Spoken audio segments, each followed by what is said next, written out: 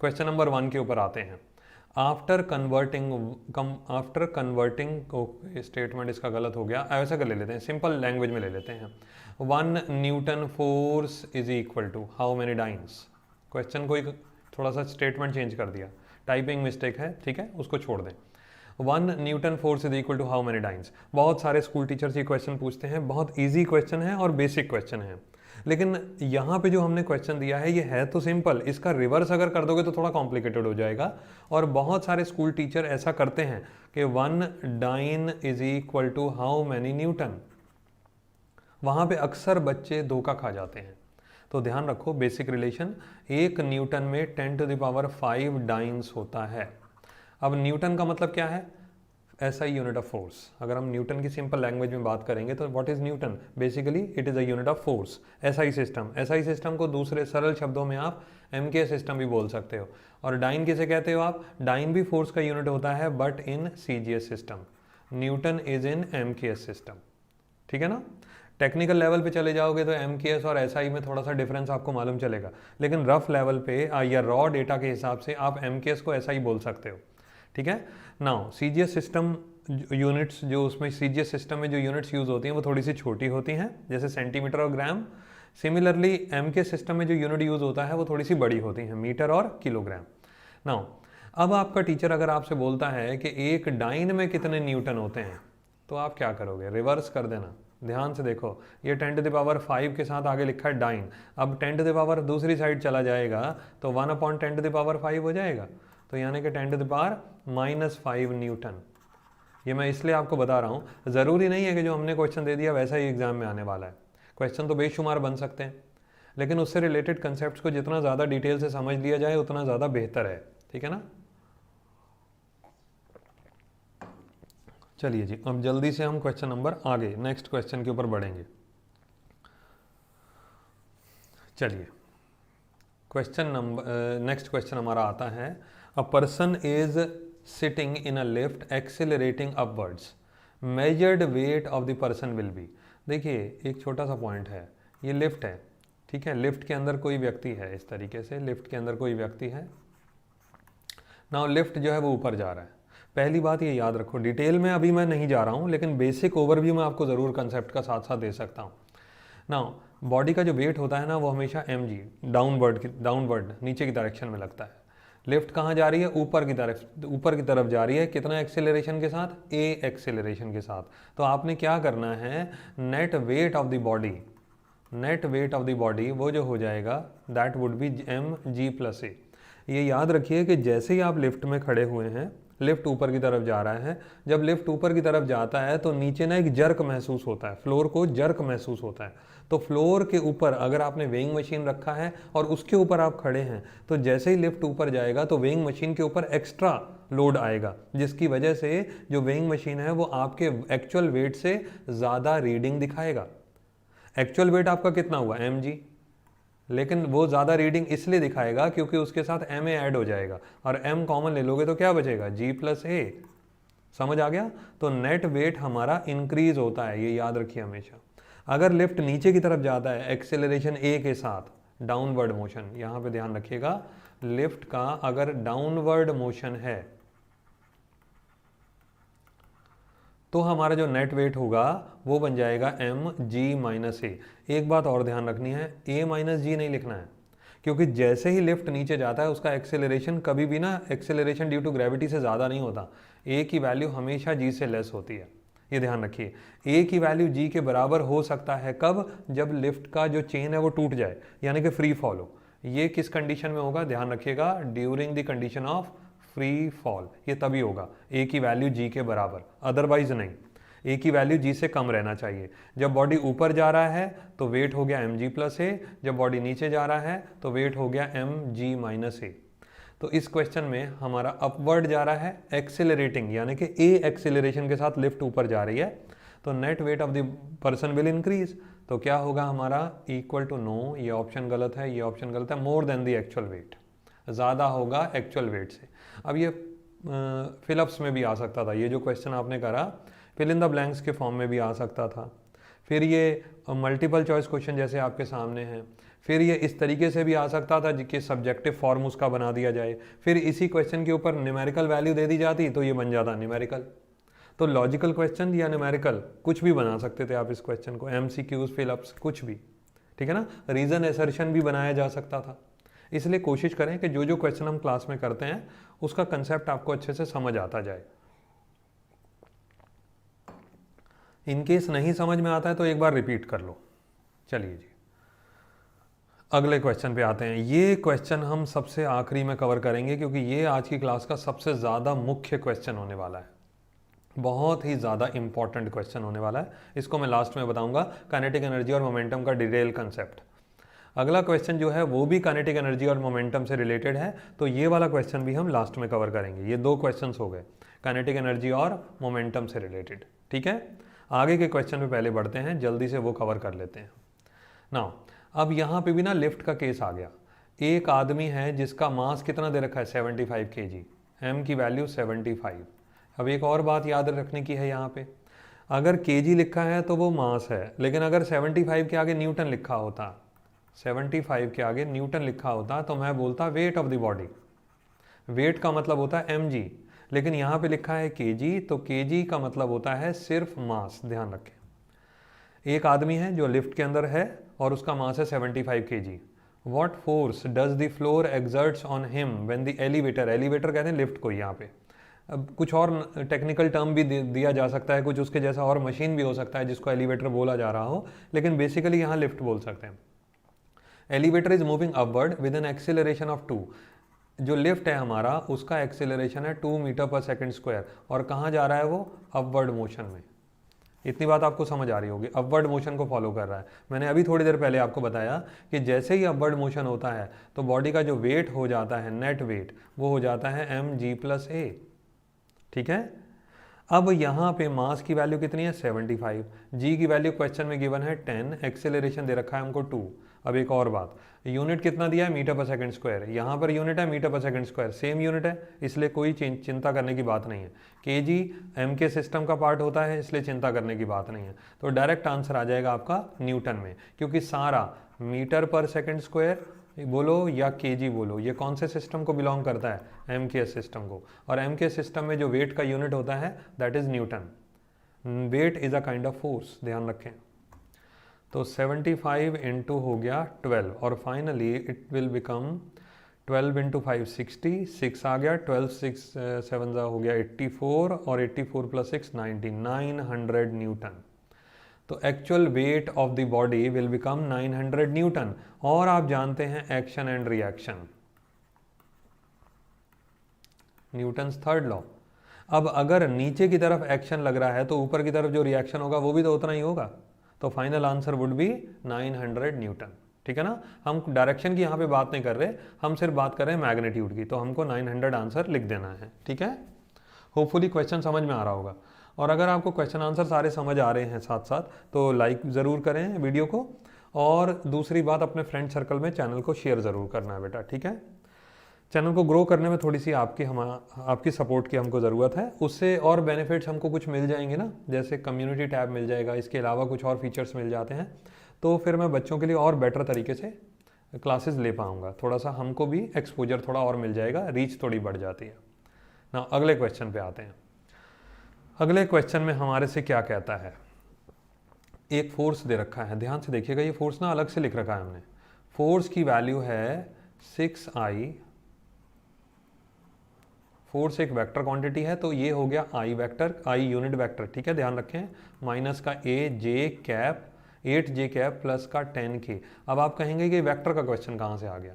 जैसे जैसे चैप्टर आगे बढ़ेंगे ना, वैसे वैसे एक चैप्टर दूसरे से रिलेट होने लग जाएगा, इसको ध्यान रखिएगा।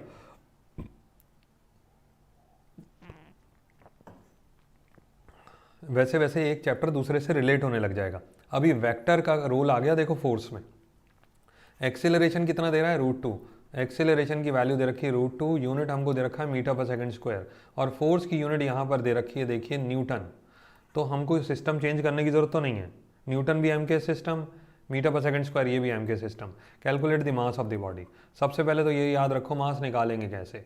आपको ध्यान रखना चाहिए F इज इक्वल टू क्या होता है ma, तो बताइए मास की वैल्यू क्या हो गई F/A, नाउ अब मास मुझे निकालना है, मास की न्यूमेरिकल वैल्यू निकालनी है। मास एक स्केलर क्वांटिटी होता है, वेक्टर नहीं होता, और वेक्टर नहीं है तो आई जे के में आंसर नहीं चलेगा।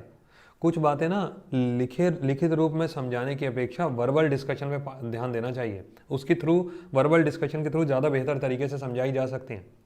मास एक स्केलर क्वांटिटी है, उसमें आई जे के नहीं आता, तो आपने क्या करना है, फोर्स का मैग्नीट्यूड लेना है। मैग्नीट्यूड ऑफ फोर्स इस तरीके से डिवाइडेड बाय एक्सिलरेशन। मैग्नीट्यूड कैसे निकालेंगे किसी भी वेक्टर का? अब ये जो आई है, आई के साथ क्या लिखा है 6, जे के साथ लिखा है -8, के साथ लिखा है 10, तो 6 का स्क्वायर प्लस -8 का स्क्वायर प्लस 10 का स्क्वायर डिवाइडेड बाय एक्सिलरेशन, वो दे रखा है आपको √2। सिंपल कैलकुलेशन हो गया हमारा।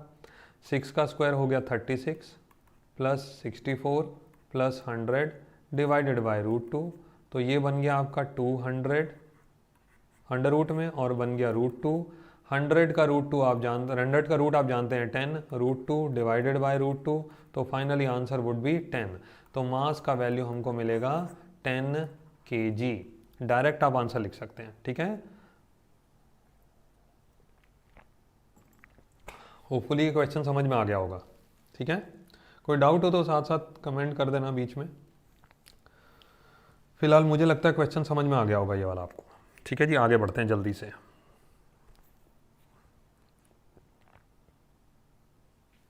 नाउ अगले क्वेश्चन पे आते हैं। बहुत बढ़िया क्वेश्चन है ये भी। ये देखिए, थोड़ा सा मैं इमेज इसकी बड़ी कर देता हूँ, जूम कर दिया है, हो सकता है थोड़ा इजी हो जाए। देखिए अ फोर्स ऑफ 50 न्यूटन, ये हमको जो फोर्स दे रखा है ना, यहाँ पे आप देखो कितना न्यूटन का दे रखा है, फोर्स की वैल्यू 50, तो F = 15 न्यूटन यहाँ पे दे रखा है। उसके बाद बोलता है मास ऑफ द ब्लॉक, वो दे रखा है M5 kg हमको दे रखा है। Resting on a smooth horizontal table, find the acceleration, ये हमको कैलकुलेट करना है। अब यहाँ पे आप ध्यान दो, सारे डिटेल्ड कंसेप्ट हैं, ये बहुत अच्छे कंसेप्ट इससे क्लियर हो जाते हैं इस टाइप के क्वेश्चन करने से। याद रखिए फोर्स एक वेक्टर क्वांटिटी है। अब ये एंगल 60 है, तो फोर्स जब एक वेक्टर क्वांटिटी एंगल पे लगता है ना, तो उसके दो कंपोनेंट हो जाते हैं, एक हो जाएगा डाउनवर्ड कंपोनेंट और एक हो जाएगा इससे हॉरिजॉन्टल कंपोनेंट। अब आप यहाँ देखो, ये एंगल 60 है, तो ऑल्टरनेट एंगल के हिसाब से ये भी 60 डिग्री हो गया। एंगल वाली साइड पे हमेशा आता है कॉस, तो ये बन गया F cos 60 और दूसरा कंपोनेंट बन गया F sin 60।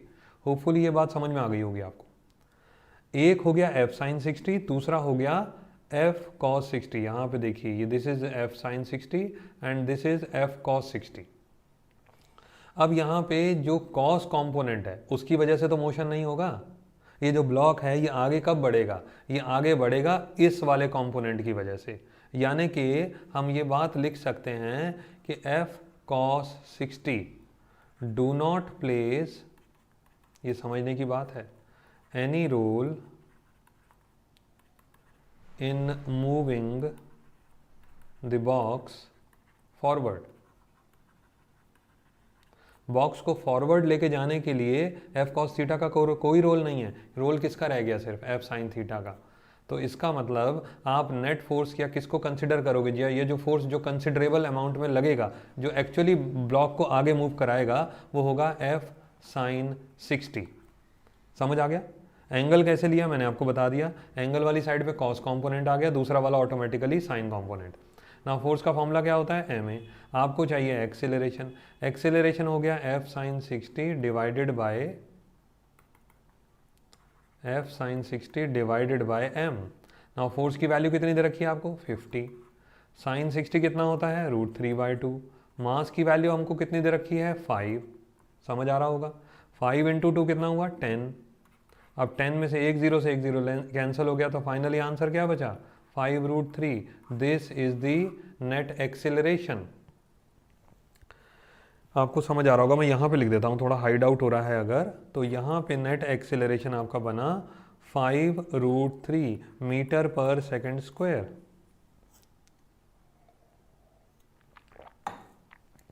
बहुत अच्छा क्वेश्चन है ये, बस अंडरस्टैंड करने की थोड़ी कोशिश कर लो। टॉपिक समझ में आ जाएंगे ना, फिर आपको मुश्किल नहीं आएगी। अभी ये क्वेश्चन आ गया, अभी मैं आपको जस्ट जल्दी से दूसरे क्वेश्चन के ऊपर लेके चलता हूँ। क्वेश्चन देखिए, लॉज ऑफ मोशन बहुत बड़ा चैप्टर है। एक ही क्लास में तो सारी चीज़ें कवर नहीं कराई जा सकती हैं, लेकिन कोशिश करेंगे हम ज़्यादा से ज़्यादा क्लासेस करने की। चलो जी, अगले क्वेश्चन पे आ जाते हैं हम। Why it is easier to pull a lawn roller than to push it. Lawn roller का मतलब क्या हो गया? देखो जी, ऐसे करके एक रोलर है, ठीक है। अब यहाँ पे ध्यान से देखना ज़रा। अब मैं आपको बताता हूँ पुश और पुल का केस। पहले मैं ना पुश लेके चलता हूँ। आप क्या कर रहे हैं? ऐसे करके लॉन रोलर को पुश कर रहे हैं, ये आपके द्वारा लगाई गई फोर्स है, ठीक है ना। This is the force exerted by you. समझ आ गया? आप उसको धक्का दे रहे हो, धक्का दे रहे हो। अब आप देखो कि जो लॉन रोलर का वेट है वो तो हमेशा डाउनवर्ड होगा ना, इतनी बात तो समझ में आती है। अब यही केस ना हम यहाँ बना लेते हैं। देखो, ये मैंने यहाँ पे बना दिया। अब हम क्या कर रहे हैं इसको? अब हम इसको पुल कर रहे हैं ऐसे करके, ये हो गया pulling. This was the case of push, ये हो गया हमारे पास पुल करना। अब आप गौर से सुनिए। अब यहाँ पे और यहाँ पे मैं दो लाइन क्यों ड्रॉ कर रहा हूँ? सुनिए। मान लेता हूँ कि ये हॉरिजॉन्टल के साथ कितना एंगल बना रहा है? थीटा। फोर्स कौन सी क्वांटिटी है? वेक्टर। वेक्टर क्वांटिटी दो कंपोनेंट में डिवाइड करी जा सकती है, तो हमने यहाँ लिख दिया एफ कॉस थीटा और यहाँ हमने लिख दिया एफ साइन थीटा। एंगल वाली साइड पे कॉस कंपोनेंट आएगा। अब सिमिलर वे में यहाँ पर भी ना हॉरिजॉन्टल के साथ एंगल कितना है? थीटा। तो ये बन गया एफ कॉस थीटा और ये ऊपर की तरफ एक बन जाएगा एफ साइन थीटा। बॉडी का वेट कहाँ जा रहा है? डाउनवर्ड, नीचे की तरफ, ठीक है जी। मैं थोड़ी स्पेस क्रिएट कर लेता हूँ, आपको इजीली समझ में आ जाएगा। यहाँ पर आप देखिए, बॉडी का वेट है वो डाउनवर्ड डायरेक्शन में और एफ साइन थीटा ऊपर, ऊपर की तरफ। अब ये बताओ आप, बॉडी के वेट में से कुछ चीज़ लेस हो रही है? अगर मैं बात करूँ नेट वेट, इस वाले केस की, net weight becomes M G minus F sine theta. M G downward लग रहा है और एफ साइन थीटा ऊपर लग रहा है, दोनों फोर्सेज एंटी पैरेलल हैं, तो आप माइनस करोगे। लेकिन अगर आप इस केस की बात करो तो बॉडी का वेट वो भी डाउनवर्ड और एफ साइन थीटा भी डाउनवर्ड, तो इस केस में आपका जो नेट वेट होगा वो क्या बन जाएगा? M G plus F sine theta. तो अगर आप यहाँ पे देखोगे तो हम बोल सकते हैं नेट वेट इज इंक्रीजिंग, जबकि अगर हम यहाँ पे बात करें तो हम बोलेंगे नेट वेट इज डिक्रीजिंग। अब बताइए, जो पुल वाला केस है, यहाँ पर अगर हम पुल वाले केस की बात करते हैं तो पुल वाले केस में बॉडी का वजन कम हो रहा है, ठीक है ना। बॉडी कैसी हो गई? हल्की हो गई, बॉडी हल्की हो गई। और यहाँ पर बॉडी जो हो गई वो भारी हो गई। तो असल में यहाँ पे आपको कुछ बात समझ में आई होगी कि अगर असल में हम बॉडी को धक्का दे रहे होते हैं तो कहीं ना कहीं हम उसके वज़न में इंक्रीमेंट कर रहे होते हैं, हम उसका वज़न को बढ़ा रहे होते हैं। लेकिन जब हम बॉडी को पुल कर रहे होते हैं ना, तो हम उसके वज़न को कम कर रहे होते हैं। इसीलिए पुल करना ज़्यादा आसान माना जाता है। लेकिन इसमें एक शर्त है कि जो बॉडी है उसके ऊपर फोर्स हॉरिजॉन्टल डायरेक्शन में नहीं होनी चाहिए। अब हॉरिजॉन्टल डायरेक्शन में आप चाहे पुल करो चाहे पुश करो, बात एक ही है, इसमें कोई फ़र्क नहीं पड़ने वाला है, ठीक है ना। अब ट्रेन में इंजन जो है वो पुल कर रहा है या इंजन पुश कर रहा है, बात एक ही मान ली जाती है, क्योंकि वो हॉरिजॉन्टल डायरेक्शन में फोर्स लग रही है। लेकिन अगर आप किसी एंगल फॉर्म में फोर्स लगा रहे हो, चाहे आप पुल कर रहे हो चाहे पुश कर रहे हो, तो उस समय पुल करना ज़्यादा ईजी है पुश करने की अपेक्षा। समझ आ गया पॉइंट? ये डिटेल्ड कॉन्सेप्ट था, इसको बहुत अच्छे से समझना, तभी ये सारी चीज़ क्लियर होगी। चलिए जी, अगला क्वेश्चन बहुत बढ़िया क्वेश्चन है नॉलेज पॉइंट ऑफ व्यू से। Essential characteristics of equilibrium is. देखो जी, इक्विलिब्रियम का क्या मतलब होता है? पहली बात तो दो टाइप के मोशन होते हैं, एक होता है रोटेशनल मोशन और दूसरा होता है लीनियर मोशन। लीनियर मोशन का दूसरा नाम होता है ट्रांसलेशनल मोशन। दो टाइप के मोशन हो गए। रोटेशनल मोशन में भी इक्विलिब्रियम की कंडीशन आती है, ट्रांसलेशनल मोशन में भी इक्विलिब्रियम की कंडीशन आती है। रोटेशनल मोशन में अगर इक्विलिब्रियम है तो नेट टॉर्क कितना होना चाहिए? जीरो, इसको बोलते हैं टॉर्क। लेकिन ट्रांसलेशनल इक्विलिब्रियम में अगर कंडीशन लेनी है हमको तो वो हम लेंगे net force must be zero. यहाँ पे फोर्स की बात आती है, ध्यान रखो। रोटेशनल मोशन में टॉर्क की बात आती है। आने वाली क्लासेस में हम टॉर्क को भी कंसिडर करेंगे जब रोटेशनल मोशन का टॉपिक शुरू होगा। फिलहाल आप याद रखिए कि इक्विलिब्रियम का मतलब नेट फोर्स जीरो। और आप बताओ फोर्स का फॉर्मूला क्या होता है, M A mass into acceleration. तो बताइए अगर एफ की वैल्यू जीरो हमने पुट कर दी तो एक्सेलरेशन क्या आया, zero upon M, finally zero, acceleration would be zero. कौन सा option, option number B. Velocity zero होना गलत है, मोमेंटम जीरो होना गलत है, काइनेटिक एनर्जी जीरो होना गलत है, एक्सेलरेशन इक्वल टू जीरो, ध्यान रखिए, ठीक है ना। एक्सेलरेशन जीरो हो जाता है जब बॉडी इक्विलिब्रियम में होती है। चलिए जी अगले क्वेश्चन पे आते हैं, जल्दी से बताता हूं, just wait for a minute. देखिए अगला क्वेश्चन क्या कहता है, if both the speed and radius of circular path of the body are doubled. अब यहाँ पे ना मान लेते हैं भाई एक बॉडी का सर्कुलर पाथ है, और सर्कुलर पाथ है तो उसका कोई रेडियस भी होगा और उसकी कोई स्पीड भी होगी। यहाँ पर मैं एक काम करता हूँ, यहाँ पर स्पीड हम इस तरीके से ये टेंजेंट फॉर्म में बना रहे हैं, ये होगी स्पीड, ठीक है। आर हो गया हमारा रेडियस और वी हो गई हमारी स्पीड। हमको बोलता है एक सेंट्रीपिटल एक्सेलरेशन। देखिए सेंट्रीपिटल एक्सेलरेशन कहते हैं किसको है, जब कोई बॉडी सर्कुलर मोशन में घूमती है ना तो उसके ऊपर जो फोर्स लगता है उसको बोलते हैं आप सेंट्रीपिटल फोर्स। तो मैं यहाँ पे सरल भाषा में लिख देता हूँ, force required to move a body in circular path or circular orbit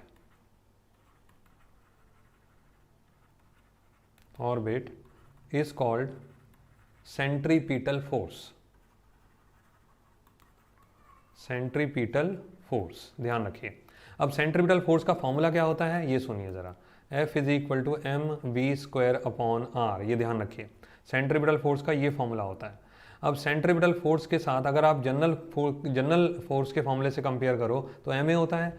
अब यहाँ पे जो सेंट्रीपिटल एक्सेलरेशन बन जाएगा वो होगा वी स्क्वायर ओवर आर।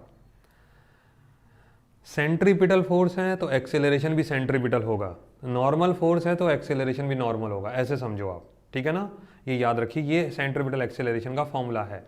अब इसको सरल भाषा में ऐसे भी समझ सकते हो, अगर बॉडी गोल गोल चक्कर काट रही है तो उसके ऊपर जो एक्सेलरेशन लग रहा है that is called centripetal acceleration, ठीक है ना। अब वो कहता है रेडियस को भी डबल कर दो और स्पीड को भी डबल कर दो, मतलब v को भी हमने डबल कर दिया और रेडियस को भी हमने डबल कर दिया।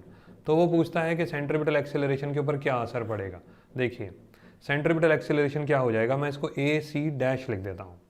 मैंने लिखा v की जगह पे 2v क्योंकि डबल हो गई, r की जगह पे 2r क्योंकि ये भी डबल हो गया, तो ये बन गया 4v स्क्वायर अपॉन 2r इस तरीके से। अब आप देखो कि 2 से ये कैंसिल हुआ तो सेंट्रीपिटल ए सी डैश आपकी वैल्यू बन गई 2v स्क्वायर अपॉन आर। अब v स्क्वायर अपॉन आर किसकी वैल्यू थी, नॉर्मल सेंट्रीपिटल एक्सेलरेशन की, तो ए सी डैश बिकम्स 2 टाइम्स ए सी। अब आपने वेलोसिटी को भी डबल करा, रेडियस को भी डबल करा, तो फाइनली नया जो सेंट्रीपिटल एक्सेलरेशन होगा वो भी डबल हो जाएगा। समझ आ गया, ऐसे आप समझो a is equal to V square upon R, दोबारा से समझ लो वी स्क्वायर अपॉन आर ये जनरल फॉर्मूला हो गया, और वी स्क्वायर की जगह पे आपने लिखा 2v स्क्वायर हो गया 4v स्क्वायर और नीचे हो गया 2r। हाँ अगर मान लीजिए इसी क्वेश्चन को थोड़ा सा ना इलेबोरेट कर लेते हैं, चलो थोड़ी स्पेस बना रहा हूँ मैं। हमने यहाँ पर इसको ऐसे कर दिया, फ़र्ज़ करिए कि हमने 3 टाइम्स कर दिया, फ़र्ज़ करो, तो ए सी डबल डैश ले लेते हैं, 3 टाइम कर दिया तो ये बन जाता 3v का square divided bye 3r। Finally ये हो जाता 9v square divided bye 3r।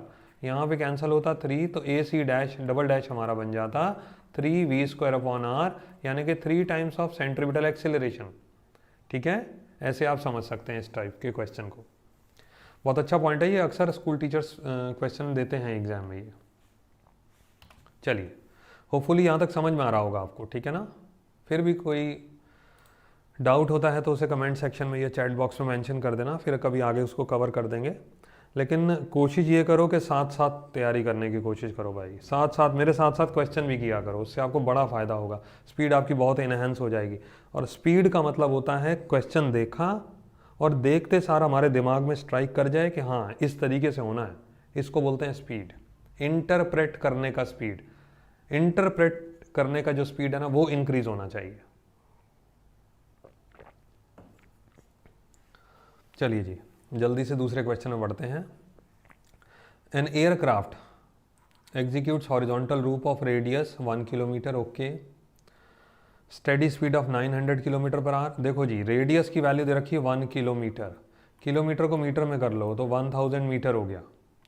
उसके बाद हमको स्पीड दे रखा है 900 किलोमीटर पर आवर, तो इसको आप चेंज करोगे 900 इंटू 5/18 तो ये बन जाएगा मीटर पर सेकेंड, ठीक है। तो फाइनली हमारे पास जो वेलोसिटी बनेगी 18 से कैंसिल करो 250 मीटर पर सेकेंड, ये तो बन गई हमारी वेलोसिटी, ठीक है। और ये बन गया रेडियस, फाइनली दो वैल्यू हमको मिल गई। Compare centripetal acceleration with acceleration due to gravity. आपको तो छोटा सा काम करना है, कंपेयर करना है। कंपेयर का मतलब होता है रेशो कर दो सेंट्रीपिटल एक्सेलरेशन को किसके साथ, एक्सेलरेशन ड्यू टू ग्रेविटी के साथ। अब जो नाम पहले लिखा है उसको न्यूमरेटर में रखोगे, दूसरे वाले को डिनोमिनेटर में। सेंट्रीपिटल एक्सेलरेशन का फॉर्मूला होता है v²/r, acceleration due to gravity g रख दो। अब v²/rg सिंप्लीफाई करोगे तो ऐसे आएगा, v की जगह पे लिखो 250 इंटू 250 डिवाइडेड बाय रेडियस दे रखा है 1000 और g की वैल्यू हमारी होती है 9.8। अब कुछ बच्चे 10 भी ले सकते हैं, भाई ज़रूरी नहीं है 10 ले लो, मैं मना नहीं करता हूँ, लेकिन मेरी सलाह यही होती है कि अगर तो एग्ज़ाम में गिवन है, क्वेश्चन में गिवन है कि 10 लेना है तब तो 10 लो, नहीं तो उसे 9.8 ही रहने दो। अब ये कैंसिल करो, कितनी बार जाएगा 4 टाइम्स, ठीक है जी। अब डेसिमल हटा दिया तो यहाँ आ गया ऊपर 0 और आप कैंसिल कर सकते हैं 2 से, ये हो जाएगा 5 और एक 2 से कैंसिल करेंगे हो जाएगा 125। अब फाइनल कैलकुलेशन मैं आपके ऊपर छोड़ता हूँ, 125 into 5 divided by 98, this would be our answer. अब ये कैलकुलेशन आपने खुद करनी है, ये इसको आप खुद कर भी सकते हो, कोई मुश्किल काम नहीं है ये, ठीक है ना।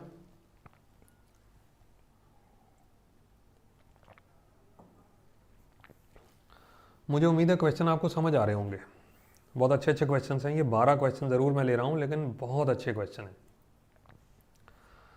कहता है टेनिस बॉल है एक, उसका मास है m और एक दीवार के साथ टकराती है, उसकी वेलोसिटी कितनी है बॉल की v और ट्रेसेस द सेम पाथ, वापस आ जाती है वही टकरा के। ध्यान से देखिए ज़रा, यहाँ पे एक हमने दीवार लगा दी इस तरीके से, ये दीवार है भाई, ठीक है जी, कोई वॉल आप ले सकते हैं। यहाँ से एक टेनिस बॉल जा रहा है, ऐसे करके गया, टेनिस बॉल गया और टकरा करके ना फिर वापस उसने अपने पाथ को रिट्रेस कर लिया। इसका मतलब होता है कि उसी पाथ पे वापस लौट के जाना, this is known as retracing the path, ठीक है। नाउ अब ध्यान से सुनना, ये बहुत अच्छा क्वेश्चन है, इट इज, मैं पर्सनली आपको बोलूँगा ये इंपॉर्टेंट क्वेश्चन है। कहता है चेंज इन मोमेंटम कितना होगा। पहली बात तो ये समझो कि मोमेंटम का फॉर्मूला क्या होता है, mass into velocity. Change in momentum को लिखते हैं डेल्टा पी से, और चेंज होता कब है, final value minus initial value, तो final momentum minus initial momentum. अब बॉल जब जा रही थी, इसको आप ऐसे समझिए, जब बॉल जा रही थी यहाँ पर तो उसका मोमेंटम क्या था, वो था इनिशियल, मास इनटू वेलोसिटी। लेकिन जब टकरा के बॉल वापस निकली तो उसकी वेलोसिटी कितनी हो गई, माइनस v, क्योंकि वेलोसिटी एक वेक्टर क्वांटिटी है। बॉल आगे जा रही है तो प्लस वेलोसिटी, बॉल पीछे आ रही है तो नेगेटिव वेलोसिटी, समझ आ गया। ऊपर जा रहा है तो पॉजिटिव वेलोसिटी, नीचे आ रहा है तो नेगेटिव वेलोसिटी। नाउ अब वापस जब आया तो वापस आने का जो वापस आने का जो मोमेंटम हुआ, जिसको हम फाइनल मोमेंटम बोलेंगे, वो कितना हुआ, माइनस mv, समझ आ गया।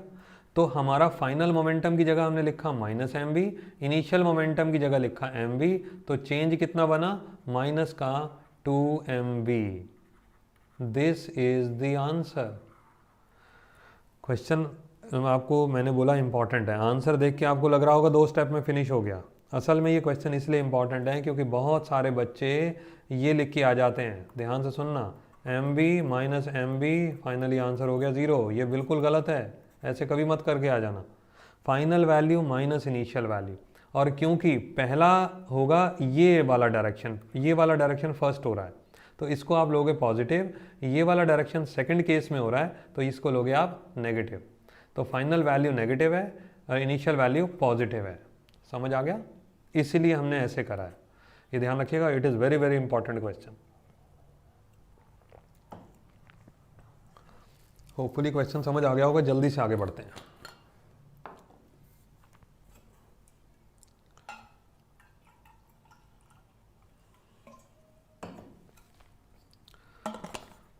बस एक ही छोटी सी रिक्वेस्ट है, फिर से करूँगा, क्लास को लाइक ज़रूर करें। अगर आपको टीचिंग पैटर्न पसंद आता है तो प्लीज़ कंटिन्यू भी करके रखो, आगे आगे क्लासेस को ज्वाइन करना, ठीक है ना। नाउ अभी हम ऊपर वाले क्वेश्चंस पे चलेंगे, जो हम 2 क्वेश्चन छोड़ के आए थे। लगभग 10 क्वेश्चन हमारे हो गए हैं, ठीक है। कुछ बहुत बेहतरीन क्वेश्चन है। कोई भी नया बच्चा बैठा हो तो बेटा सब्सक्राइब ज़रूर करना है टॉपिक चैनल को, सॉरी। अब आते हैं जी अगले क्वेश्चन पे। बहुत बढ़िया क्वेश्चन है, ध्यान से सुनना। 2 क्वेश्चन है, हो सकता है 10-12 मिनट लग जाए इन दोनों क्वेश्चन पे। चलिए जी। Light body and heavy body have same kinetic energy. पहली बात तो ये देखो, काइनेटिक एनर्जी का फॉर्मूला क्या होता है, half mv²। Light body has dash momentum than the heavy body. Momentum का फॉर्मूला क्या होता है, मास इनटू वेलोसिटी, ठीक है। अब सुनिए ज़रा, मैं कैसे करूँगा इसको, वो ध्यान से सुनिए। जो लाइट बॉडी है ना, हम 2 पार्ट में कवर कर लेते हैं। लाइट बॉडी है और एक हैवी बॉडी है। लाइट बॉडी के मास को लिखेंगे ml, हैवी बॉडी के मास को लिखेंगे mh। लाइट बॉडी की वेलोसिटी को लिखेंगे vl, हैवी बॉडी की वेलोसिटी को लिखेंगे vh। समझ आ गया।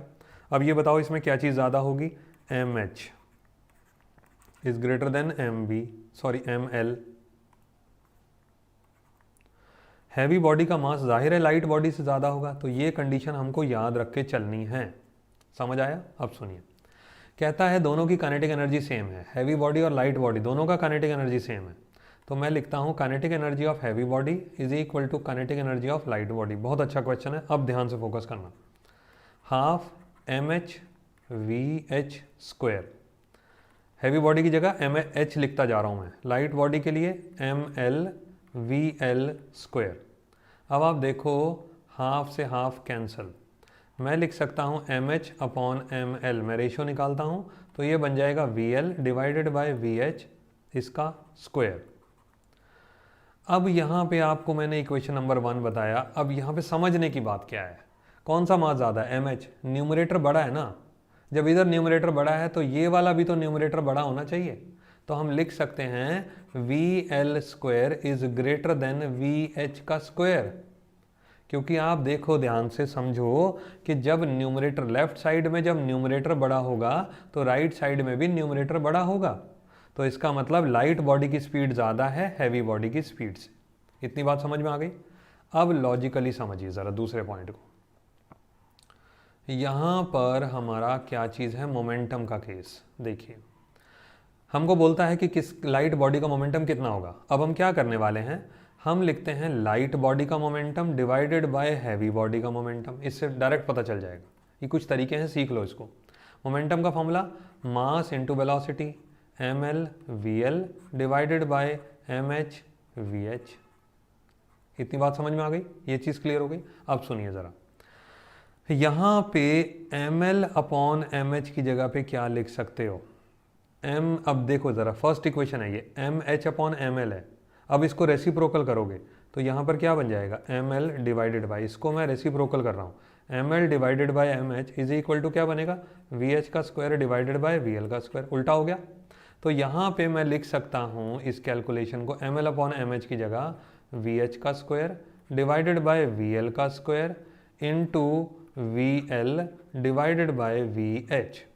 अब vl से एक vl कैंसिल, vh से एक vh कैंसिल। आंसर हमारे पास क्या, स्पेस बना रहा हूँ थोड़ा सा। आंसर हमारे पास क्या बचता है, ये देखिए, आंसर बचता है PL/PH is equal to VH/VL।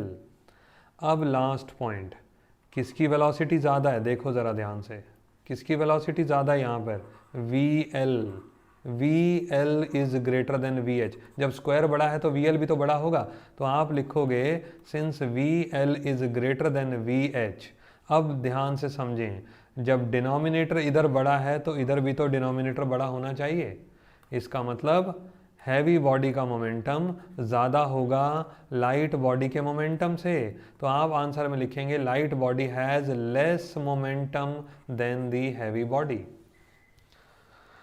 ये क्वेश्चन हो सकता है एक बार में समझ में ना आए, मैं फिर से आपको बता दूं, ये क्वेश्चन हो सकता है, बहुत चांसेस हैं कि ये क्वेश्चन आपको एक बार में समझ में ना आए, इसको दोबारा से देख लेना, बहुत ज़्यादा इंपॉर्टेंट क्वेश्चन है।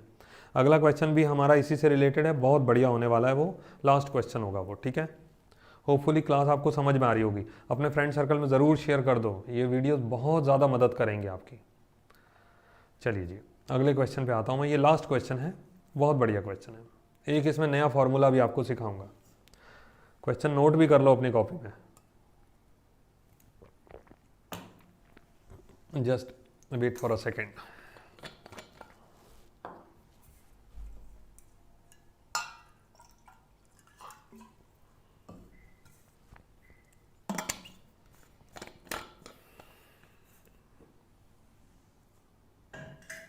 देखिए क्या क्वेश्चन हमारा होने वाला है, momentum is increased by 20%, kinetic energy increases by, है ना, बेहतरीन क्वेश्चन। सुनिए, मोमेंटम का फॉर्मूला होता है मास इनटू वेलोसिटी, लेकिन जब कभी मोमेंटम और काइनेटिक एनर्जी का क्वेश्चन आए ना, तो ये फॉर्मूला लगाने की जरूरत नहीं है, आप लगाओ k is equal to P square upon 2m, इसको बोलते हैं relation between kinetic energy and momentum. Note कर लेना ये formula, relation between kinetic energy and momentum, इसको बोलते हैं। Momentum is increased by 20%। अब देखो जी, इनिशियल मोमेंटम तो था, इनिशियल मोमेंटम उसको हमने ले लिया p, फाइनल मोमेंटम की बात कर रहा हूं मैं अब। फाइनल मोमेंटम हमारा कितना हो जाएगा, ध्यान से सुनिएगा, p डैश, कितना परसेंट बढ़ा दिया मोमेंटम को, 20%। अब सुनो ध्यान से, तरीका सुनो, 20% इंक्रीज करा है, इसका मतलब 100 plus 20 into P divided by 100, shortcut है, सुन लो, नोट भी कर लो ये। अगर 20% बढ़ाना है तो 100 प्लस 20 कर देना अपॉन 100, अगर 20% कम करना है तो 100 माइनस 20 अपॉन 100, नोट कर लो, याद रखना। अगर मान लीजिए बोलता हमको 10% बढ़ाना है तो 100 प्लस 10 अपॉन 100, 10% लेस करना है तो 100 माइनस 10 अपॉन 100, ठीक है ना।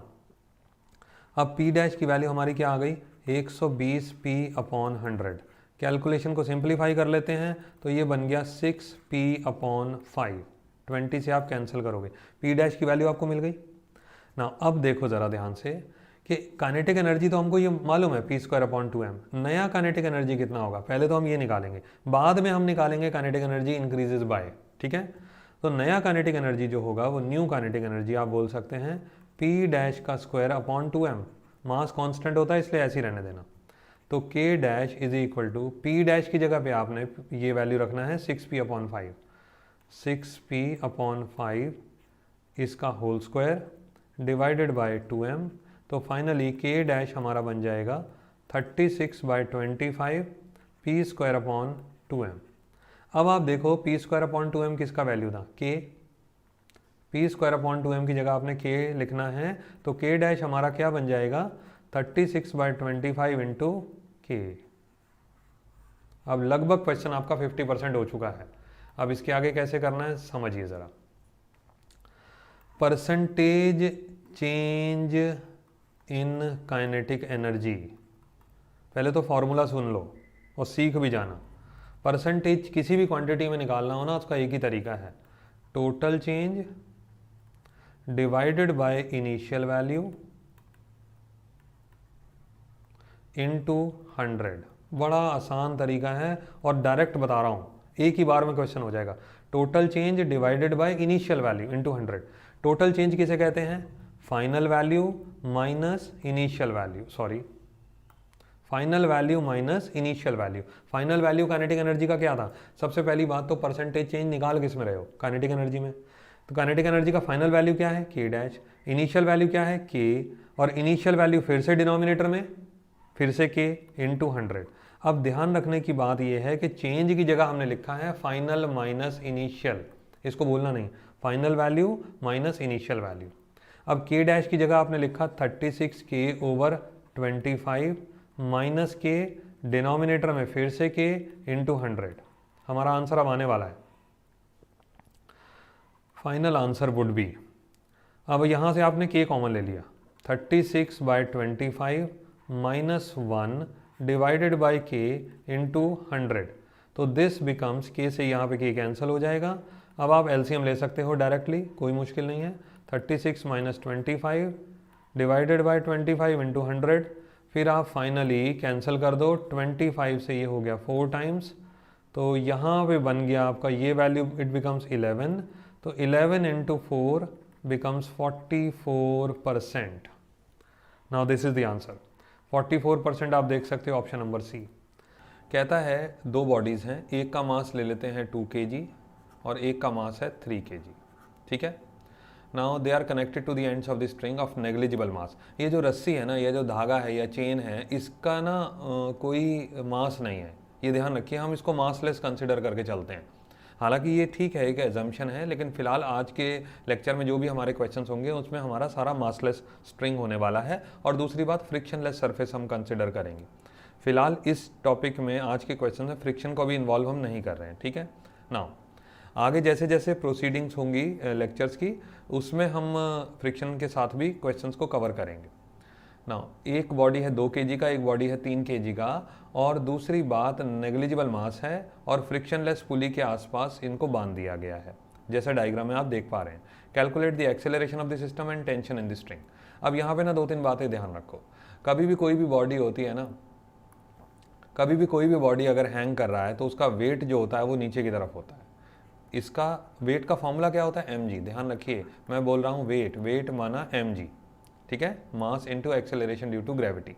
अब जैसे ही कोई वेट है वो नीचे की तरफ एक्ट करेगा तो जाहिर है रस्सी टाइट हो जाएगी और उसमें टेंशन ऊपर की तरफ आ जाएगा।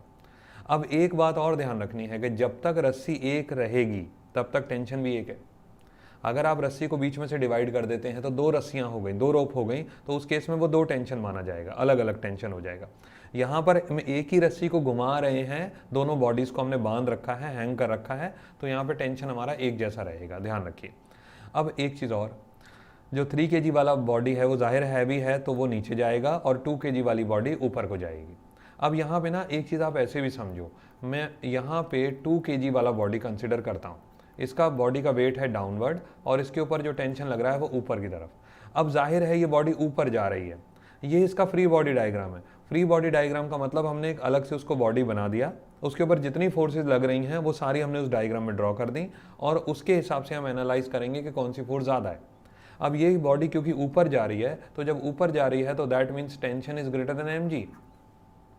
अगर बॉडी का वेट ज़्यादा होता तो नीचे जाना चाहिए था।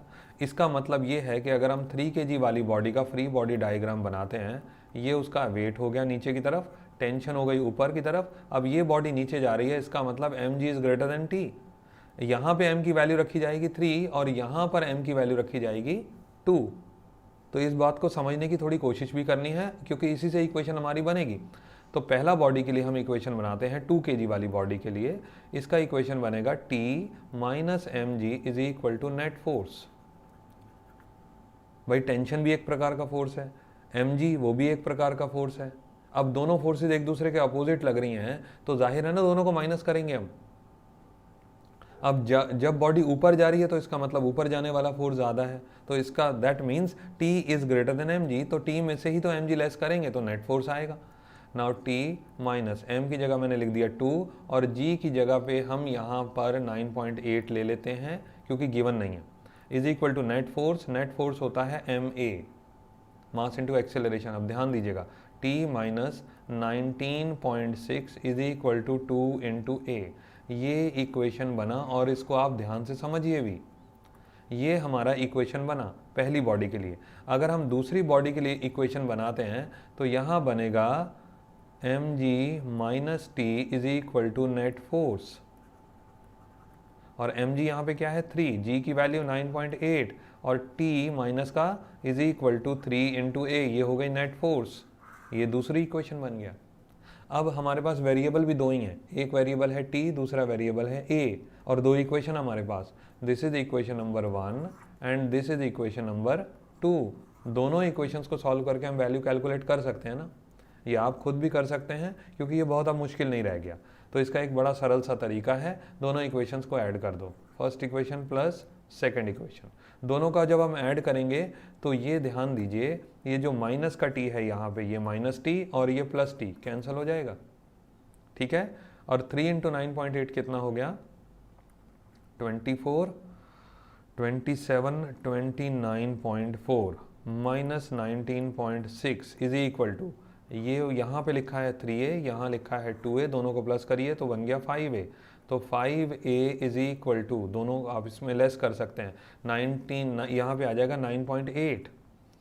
अब एक्सीलरेशन की वैल्यू कितनी हो गई, 9.8 डिवाइडेड बाय 5, इसके आगे यूनिट बनेगा मीटर पर सेकंड स्क्वायर, यहाँ पर यूनिट बन गया और ये दिस इज द आंसर, ये हमारा आंसर भी हो गया। कैलकुलेशन आप इसके आगे कर सकते हैं, मेरा काम है बेसिकली, मेरा टारगेट है कि इस प्रोसेस को मैं आपको समझा पाऊँ बेहतर तरीके से, जिसको आपने ध्यान देना है। एक बार आप प्रोसेस समझ गए ना इस टाइप के क्वेश्चंस का, तो फिर प्रॉब्लम नहीं आने वाली है, बिल्कुल प्रॉब्लम नहीं आने वाली। एक और बात मैं बताना चाहता हूँ, पुली क्वेश्चंस बहुत तरीके के बनते हैं, मैंने आज के लेक्चर में बहुत कम क्वेश्चंस लिए हैं, लेकिन आने वाले समय में ये बहुत सारे क्वेश्चन बन जाएंगे, ये ध्यान रखिएगा। पुली के क्वेश्चन बहुत सारे हो सकते हैं। अभी तो आज के फर्स्ट क्लास है पुली लेक्चर के ऊपर, पुली और टेंशन क्वेश्चन के ऊपर, ये बेसिकली फर्स्ट लेक्चर है, लेकिन जैसे जैसे आगे बढ़ेंगे हम बहुत सारे डिफरेंट टाइप के क्वेश्चंस भी कवर करेंगे। अब एक्सेलरेशन आपने निकाल लिया, एक्सेलरेशन को आप किसी भी इक्वेशन में पुट कर दो, इन इक्वेशन 1 पुट कर दो, इन इक्वेशन 2 पुट कर दो, जिस भी इक्वेशन में आप पुट करोगे आपका टेंशन का वैल्यू आ जाएगा।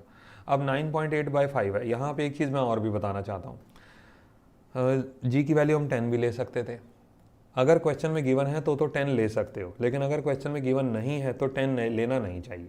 हाँ, वर्बल डिस्कशन के लिए या आप प्रिपरेशन कर रहे हो, कैलकुलेशन करना चाहते हो तो उसके लिए 10 ले लो, कोई फ़र्क नहीं पड़ता, तब चल जाएगा, लेकिन कोशिश करिए वैसे 10 नहीं होना चाहिए, ठीक है। अब 9.8/5, अब इसी इक्वेशन को, अब इसको अगर हम सॉल्व भी कर लेते हैं तो 5 1 5 हो गया, यहाँ पे 4 इंटू 8, ये बन गया आपका 5 9 45, 305, 1.96 मीटर पर सेकंड स्क्वायर।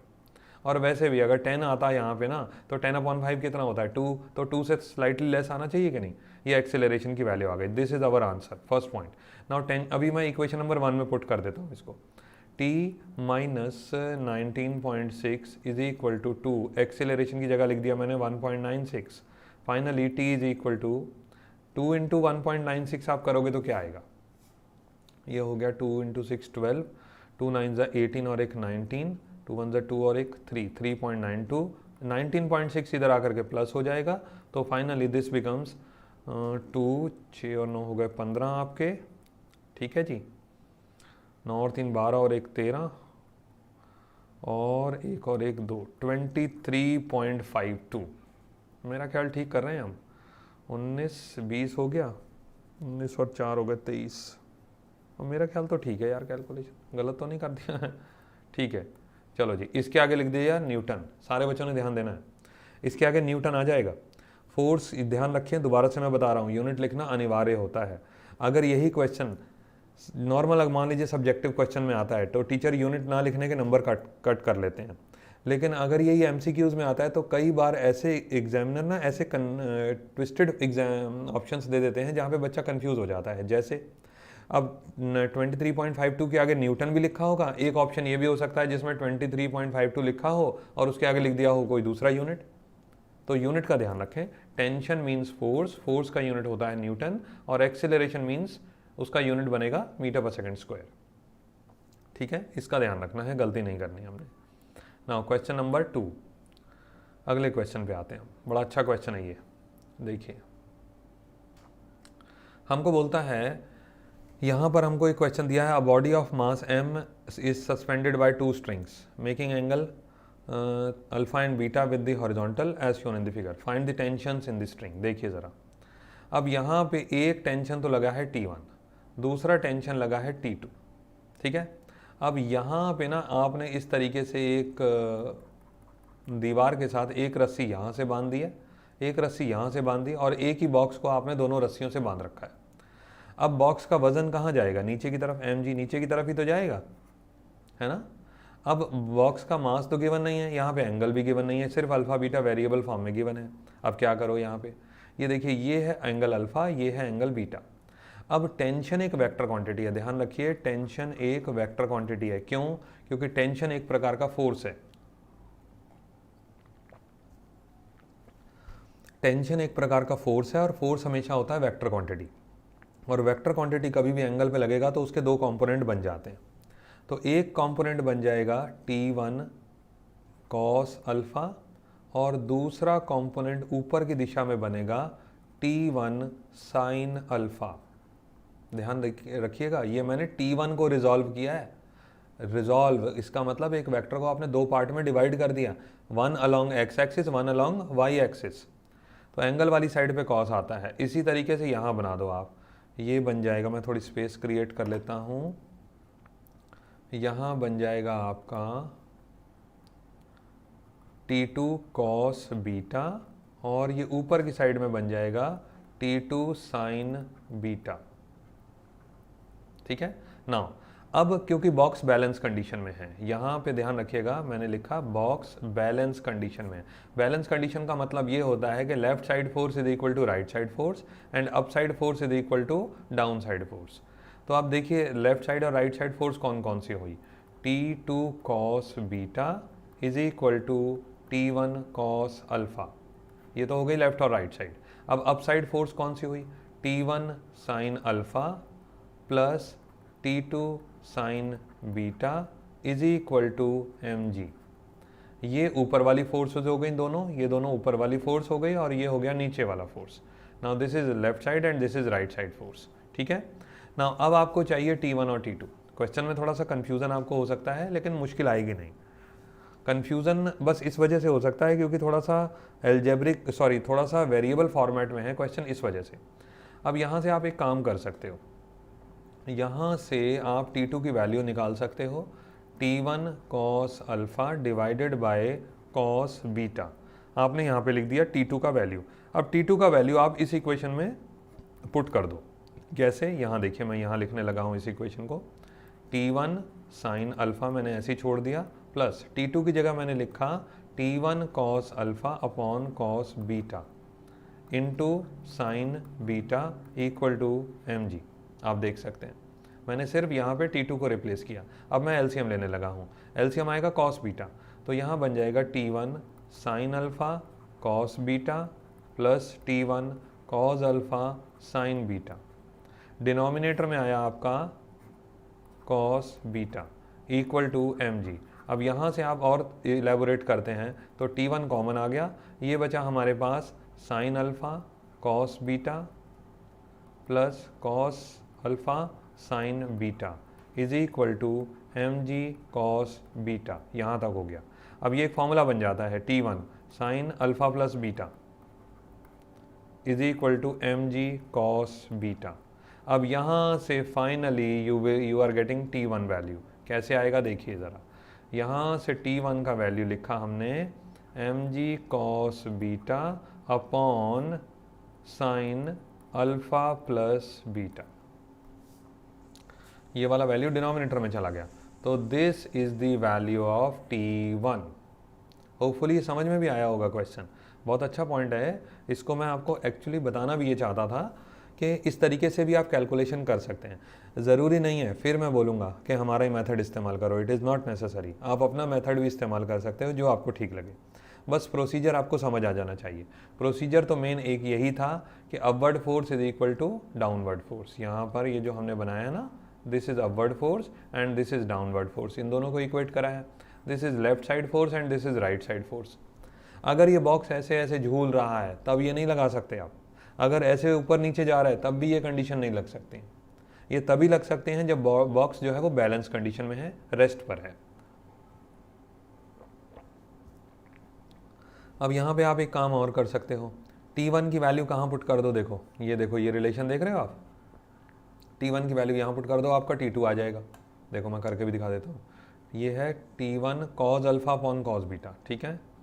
तो यहाँ पे T2 का वैल्यू है इज इक्वल टू, यहाँ लिखा है T1, ये ऊपर था सॉरी मैं देख लेता हूँ, cos alpha upon cos beta, okay. Cos alpha upon cos beta into T1 था। T1 की वैल्यू हमने रख दी mg cos beta divided by sine alpha plus beta. अब यहाँ से आप देख लो कॉस बीटा से कॉस बीटा कैंसिल हो गया, तो T2 की वैल्यू हमारी क्या बनी, cos alpha into mg divided by sine alpha plus beta. Now this is the value of T2। ऊपर आपको मिल गया ये, यहाँ पे देखिए, यहाँ मिल गया आपको T1 और यहाँ मिल गया आपको T2। एक में आ रहा है mg कॉस बीटा, एक में आ रहा है mg कॉस अल्फ़ा। बस हो गया हमारा आंसर। देखो it is not difficult at all. Question अच्छा है, मैं आपको ऑनेस्टली बोलूँगा ये बात।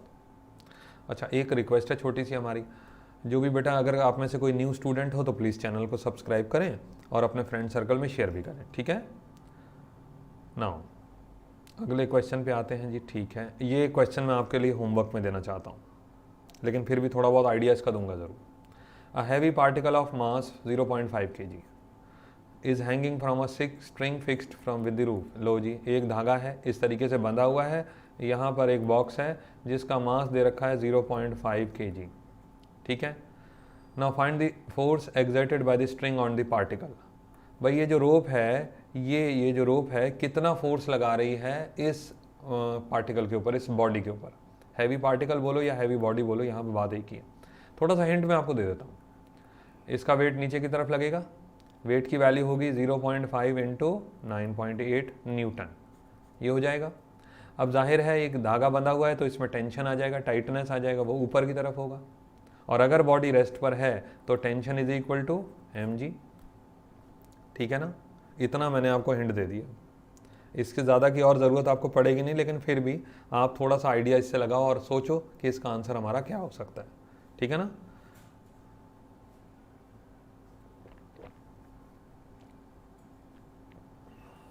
ठीक है जी, आगे बढ़ें फिर जल्दी से।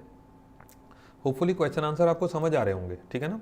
हाँ, एक तो ज़रूर मैं बात कहूँगा, थोड़ा सा थ्योरेटिकल नॉलेज इसका होना चाहिए, तभी सारे क्वेश्चंस बन पाते हैं। लेकिन फिर भी हमने काफ़ी सारे क्वेश्चंस कवर कर लिए हैं पिछली तैयारी सीरीज़ के वीडियोस में। चलो जी, अगला क्वेश्चन, ये बहुत अच्छा क्वेश्चन है जी। चलिए, क्वेश्चन क्या कहता है हमारे से। क्वेश्चन कहता है, just wait for a second. देखो जी, क्वेश्चन हमारे से कहता है calculate theta which the ropes makes with the vertical. Okay, यहाँ पे theta when a force of 50 newton is applied at the mid point of the rope. ये mid point हो गया। ओके, देखो जी, ऐसा है एक छत से ना एक रस्सी बंधी हुई है। अब ये रस्सी की लंबाई जो है वो 2 मीटर है, टोटल 2 मीटर है। अब ये डायग्राम तो ऐसा था बेसिकली, अगर देखा जाए क्वेश्चन के हिसाब से, ये तो डायग्राम ऐसा था, इस तरीके से सीधा था, और यहाँ थी 2 मीटर की रस्सी। बीच में से आपने फोर्स लगा दिया तो जाहिर है टिल्ट हो जाएगा ना, थोड़ा सा बेंड हो जाएगा, शेप चेंज हो जाएगा। अब ये इस टाइप का शेप इसने फॉलो कर लिया, ये वाला। अब यहाँ पे ना ये 2 रस्सियों का काम कर रहा है, अब ये एक रस्सी नहीं रह गई। तो ध्यान रखें कि एक टेंशन तो होगा यहाँ पे T1 और दूसरा टेंशन यहाँ पे होगा T2। 2 टेंशन हो गई अब, ये ध्यान रखिएगा। अगर ये सिंगल रस्सी रहती ना, इस तरीके से पहला वाला केस रहता, तो फिर तो हम इसमें T1 या सिर्फ T कैलकुलेट करते। अब बॉडी का वेट कहाँ लगता है, डाउनवर्ड, तो हो गया mg। अब यहाँ पे ज़रा समझिएगा बात को। अब ये ना, इसको मैं रिजॉल्व करने वाला हूँ। ये यहाँ पे एक काम करते हैं, 1 मिनट, just wait for a while. यहाँ से एक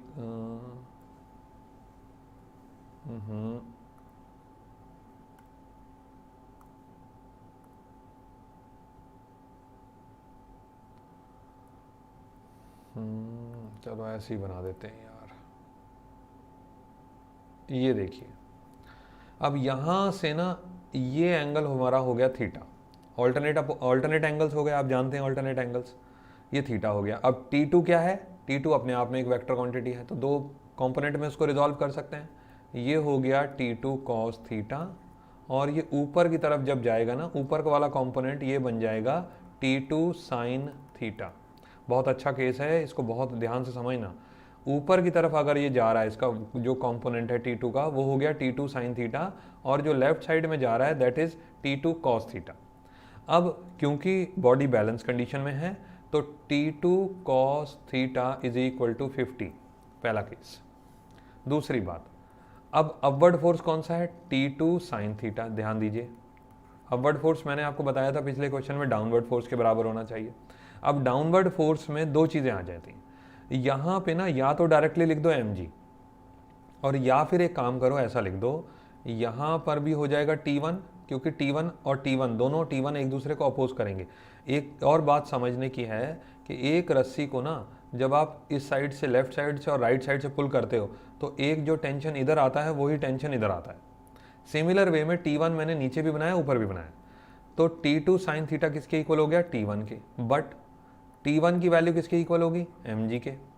अगर हम इस बॉडी का फ्री बॉडी डायग्राम बनाते हैं, ये वाला केस कंसिडर करते हैं, तो यहाँ पे T1 की वैल्यू mg के बराबर है, तो डायरेक्टली हम यहाँ पे लिख सकते हैं T2 sin theta is equal to mg, T2 cos theta is equal to 50, T2 sin theta is equal to mg। अब आप क्या करो, T2 sin theta upon T2 cos theta कर दो, तो ये बन गया mg डिवाइडेड बाय 50। T2 से T2 कैंसिल हो गया यहाँ पे, ठीक है। साइन अपॉन कॉस क्या हो जाता है? tan theta. अब m की वैल्यू क्या दे रखी है? 6। g की वैल्यू क्वेश्चन में गिवन है? नहीं गिवन है भाई। वैसे तो 9.8 लेना चाहिए, लेकिन फिर भी मैं यहाँ पे थोड़ा सा रिलैक्सेशन ले लेते हैं, कैलकुलेशन जल्दी हो जाएगा। इसको 10 ले लेते हैं, ठीक है, समझाने के लिए बता रहा हूँ। 50 हो गया नीचे, अब 0 से 0 कैंसिल, आंसर क्या बना? 6/5। अब थीटा की वैल्यू क्या बनेगी? tan inverse 6/5। 6/5 होता कितना है? ये हो गया आपका 1.2। अब 1.2 जो वैल्यू है वो tan थीटा में कितने डिग्री पे होती है? अगर आप इसका अंदाज़ा लगाओ तो tan theta is equal to 1, तो थीटा का मतलब 45 डिग्री। थीटा tan 45 अगर आप लेते हो तो 1 आता है, और tan 60 आप लेते हो तो वो आता है 1.73। तो इसका मतलब 1.2 जो है वो 60 डिग्री और 45 डिग्री के बीच में होना चाहिए। तो अंदाजे से हम इसको लिख देते हैं in between 45 degree and 60 degree. Options होते हैं, मल्टीपल चॉइस क्वेश्चन होता तो फिर तो ऑप्शंस हमें बहुत सारे गिवन होते हैं, हम आसानी से कर पाते। लेकिन फिलहाल मैंने अभी आपको बता दिया कि ये हमारा लगभग आंसर बन गया 45 से 60 डिग्री के बीच में, ठीक है। होपफुली क्वेश्चन आपको समझ आ गया होगा। बहुत अच्छे क्वेश्चंस होते हैं पुली के ऊपर, बहुत बढ़िया क्वेश्चंस बन सकते हैं। चलो जी, अगले क्वेश्चन पे हम आते हैं। ये भी बहुत अच्छा क्वेश्चन है, देखिए। हमको बोलता है डिटरमाइन T1 एंड T2। एक रस्सी से ना हमने, बल्कि आप ऐसे कहो कि एक ट्रेन की तरह ना हमने कई सारे बॉक्सेस को बांध दिया है। अब यहाँ पे एक चीज़ समझने वाली है, यहाँ पे लिखा है T1 और यहाँ लिखा है T2। इसका मतलब ये है कि T1 इस तरीके से आएगा, यहाँ पर भी T1 है और यहाँ पर भी T1 है। इसी तरीके से यहाँ पर T2 है और यहाँ पर भी T2 है। अब ये यहाँ पे ना मैं आपको एक चीज़ बताता हूँ और, कि फ्री बॉडी डायग्राम हम बनाएंगे सभी के। कैसे? देखिए, पहली वाली बॉडी हमने ले ली M1, इसके ऊपर फोर्स लग रहा है 30 न्यूटन का। यहाँ पर पीछे की तरफ फोर्स कौन सा लग रहा है? T2। तो इसका अब ये बॉडी जा कहाँ रही है? आगे की तरफ। जाहिर है जिधर फोर्स लगेगा उधर बॉडी जाएगी। तो हमने यहाँ पे क्या करा, 30 minus T2 is equal to net force. ध्यान से सुनिएगा जो मैं बोल रहा हूँ, नेट फोर्स। नेट फोर्स का मतलब ma। अब इस बॉडी का मास कितना है? पहली वाली बॉडी का मास है हमारा 3 kg, तो 30 minus T2 is equal to 3a। ना एक इक्वेशन हमारी ये बन गई, ठीक है। अब हम दूसरी इक्वेशन बनाते हैं। ये हम बीच वाली बॉडी कंसिडर कर रहे हैं। इसका फ्री बॉडी डायग्राम आप बनाते हो ना, तो यहाँ पे तो लग रहा है T2, पीछे लग रहा है इसके T1, बॉडी जा रही है आगे की तरफ, इसका मतलब T2 ज़्यादा है। तो T2 minus T1 is equal to ma, net force. अब मास कितना है बीच वाली बॉडी का? M2 की वैल्यू 4, तो ये हो गया 4a। Now this is another equation. अब यहाँ पे आ जाओ, थर्ड वाला केस। यहाँ पे सिर्फ एक ही फोर्स लग रहा है T1, पीछे कोई फोर्स है ही नहीं। तो यहाँ पे T1 is equal to net force, यानी कि M3a, और T1 is equal to 5a। लो जी, ये T1 आ गया। ये दूसरी, तीसरी, मतलब 1 2 3 तीनों इक्वेशन हमको मिल गई। हमको चाहिए T1 और T2, तो क्या करोगे? अब ये जो T1 की वैल्यू है ना 5 है, इसको यहाँ पुट कर दो इसमें, तो T2 minus 5a is equal to 4a। तो T2 की वैल्यू बन गई आपकी 9a, यहाँ पे बन गया। अब इस T2 को यहाँ पुट कर दो, तो 30 minus 9a is equal to 3a। तो 30 is equal to 12a, a की वैल्यू बन गई 30/12। कैलकुलेशन करोगे तो 6 5 और 6 2, यानी कि एक्सेलरेशन की वैल्यू 2.5 मीटर पर सेकेंड स्क्वायर, ये एक्सेलरेशन आ गया। अब एक्सेलरेशन को मैं यहाँ पुट करने वाला हूँ, ये देखिए यहाँ पे पुट करने वाला हूँ एक्सेलरेशन को। तो t1 का जो वैल्यू हमको मिलेगा वो 5 × 2.5 न्यूटन, और ये फाइनली बन गया हमारा t1 12.5 न्यूटन। लो जी, ये हमारा बन गया 12.5 न्यूटन, ये तो बन गया t1। अब t2 हमको चाहिए, तो t2 को 9 से a को मल्टीप्लाई कर दो 2.5, ठीक है ना जी। अभी समझ में आ गया होगा, ये बन गया आपका 22.5 न्यूटन। ये t1 का वैल्यू भी हमको मिल गया और t2 का वैल्यू भी हमको मिल गया। ये t2 आपको यहाँ पे मिल जाता है और t1 आपको यहाँ पे मिल जाता है, ठीक है जी। होपफुली क्वेश्चन समझ में आ गया होगा ये। बस अगर आपको क्लास का प्रोसीजर ठीक ठाक लगता है, आपको लगता है समझाने का पैटर्न ठीक है, या आप टीचिंग पैटर्न से सेटिस्फाई हो, तो बेटा क्लास को लाइक भी ज़रूर करिएगा और चैनल को सब्सक्राइब भी ज़रूर करिएगा। फ्रेंड सर्कल में थोड़ा शेयर भी कर देना बेटा। 11th और 12th का मैं काफ़ी मैटर कवर कराने की कोशिश करूँगा ईयर एंड तक। मेरा टारगेट है वैसे कि दिसंबर तक काफ़ी सारी क्लासेस हमारी लग जाएं, क्वेश्चन आंसर्स भी आपको बहुत सारे मिल जाएंगे उससे, ठीक है। चलो जी, अगले क्वेश्चन पे हम आगे बढ़ते हैं। चलो जी,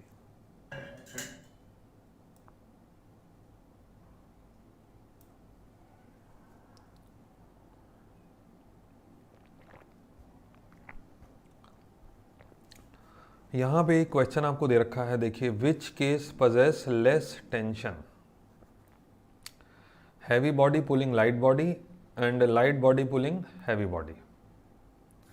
पिछले वाले केस की तरह ही है वैसे तो ये क्वेश्चन, ठीक है। तो यहाँ पे मैं दो केस बनाता हूँ।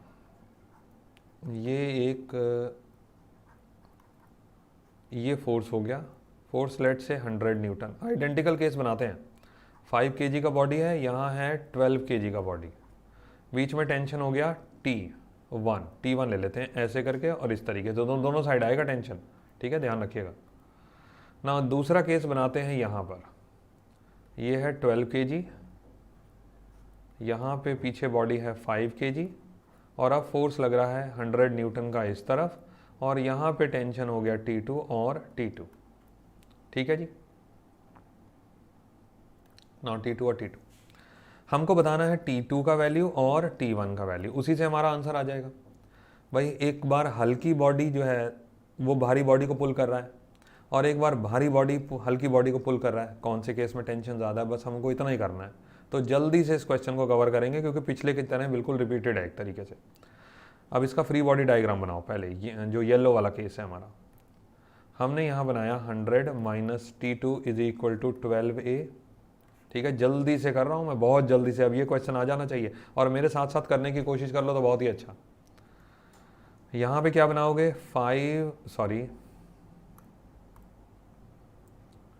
T2 = 5a, मैंने बहुत जल्दी से लिख दिया डायरेक्ट, जो मैंने एक्सप्लेनेशन पिछले केस में दिया था सेम वही है। और अगर किसी बच्चे ने इस टाइप के क्वेश्चन कर रखे हैं तो आने चाहिए उसको। तो अब यहाँ पे T2 की वैल्यू पुट करो, 100 माइनस, यहाँ पे एक चीज़ और समझाऊंगा अभी मैं आपको, 5a = 12a, तो 100 = 17a, a की वैल्यू आपकी कितनी बनी, 100/17।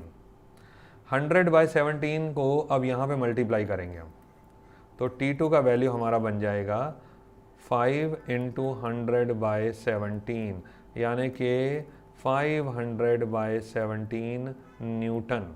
अब क्योंकि हम इसमें आइडेंटिफाई करना है कि कौन सा केस बड़ा होगा, किस केस में ज़्यादा टेंशन होगी, तो सिर्फ डेसिमल वैल्यूज़ में हम कैलकुलेशन अभी नहीं जा रहे। अब आप यहाँ पे आ जाओ, इस केस में T1 हमको चाहिए, कैसे। अब यहाँ पे फ्री बॉडी डायग्राम बनाओ, पहले ज़रा इसका बनाओ, क्या लिखोगे, T1 = 12a, और इसका फ्री बॉडी डायग्राम बनाओगे तो क्या बनेगा, 100 - T1 = 5a। अब ये जो T1 का वैल्यू 12a निकाला ना, इसको यहाँ पुट कर दो, 100 - 12a = 5a, तो 100 इज इक्वल टू 17a, ए की वैल्यू आ गई 100/17 मीटर पर सेकंड स्क्वायर। अब आप थोड़ा सा ध्यान दो कि जो एक्सेलरेशन इधर आया वही एक्सेलरेशन इधर आया 100/17। सेम एक्सेलरेशन क्यों आया सोच सकते हो? क्योंकि एक्सेलरेशन निकाला जाता है टोटल मास देखते हुए। टोटल मास तो सेम ही है, heavy body plus light body को ऐड कर दो दोनों के मास को, कितना होगा 12 + 5 17। टोटल मास तो सेम ही रहा ना दोनों केसेस में, इसीलिए एक्सेलरेशन दोनों केसेस में सेम है। लेकिन जो रस्सी बंधी हुई है उसमें टाइटनेस अलग अलग है, क्योंकि हैवी बॉडी जब लाइट बॉडी को पुल करती है तो टाइटनेस डिफरेंट होता है, और लाइट बॉडी जब हैवी बॉडी को पुल करती है तो टाइटनेस चेंज हो जाता है। अब हमको चाहिए था T1, यहाँ हो जाएगा 12 × A 100/17, तो T1 का वैल्यू बन गया 1200/17 न्यूटन। तो आप देख सकते हो टेंशन किस केस में ज़्यादा आ रही है, जब लाइट बॉडी हैवी बॉडी को पुल करता है तब ज़्यादा टेंशन आता है।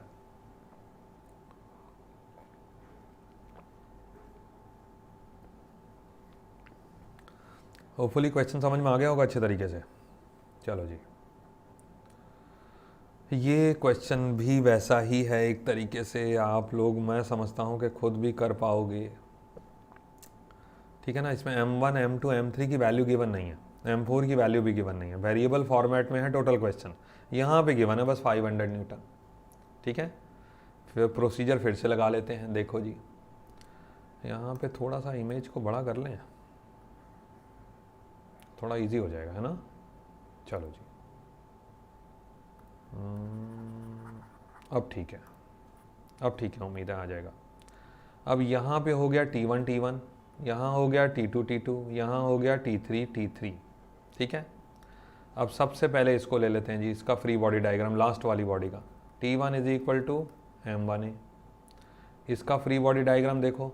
ये क्योंकि सिस्टम सारा इधर जा रहा होगा, जहाँ फोर्स जा रहा है ना वहाँ सिस्टम जा रहा होगा, तो इस केस में ये पूरा सिस्टम इधर मूव कर रहा है।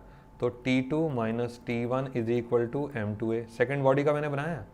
थर्ड बॉडी का देखो, T3 - T2 = M3A, और लास्ट बॉडी का क्या बनाओगे आप, F - T3 = M4A। क्वेश्चन पे फोकस करना, बहुत अच्छे क्वेश्चन नहीं है। नाउ T1 की वैल्यू M1A आ गई हमारी। अब T1 की वैल्यू यहाँ पुट कर दो, ये वाले केस में यहाँ पे, ठीक है। यहाँ पे T1 पुट करूँगा मैं, तो बताइए T2 क्या आ जाएगा। T2 = M2A + T1, T1 का वैल्यू है M1A। लो जी, यहाँ आ गया। अब इस T2 की वैल्यू को यहाँ पुट कर दो आप, ठीक है। क्या होगा, T3 = M3A + T2, ये T2 उधर जाके प्लस हो जाएगा, तो T2 की वैल्यू M2A + M1A। अब ये T3 की वैल्यू को आप यहाँ पुट कर दो, तो उससे फाइनल एक्सेलरेशन आपको मिल जाएगा। F = M4A प्लस ये जो T3 है यहाँ से उधर जा करके प्लस हो जाएगा उस तरफ, तो यहाँ हो गया M3A + M2A + M1A। अब यहाँ से ये कॉमन ले लो, क्या बचा, M4 + M3 + M2 + M1 = F।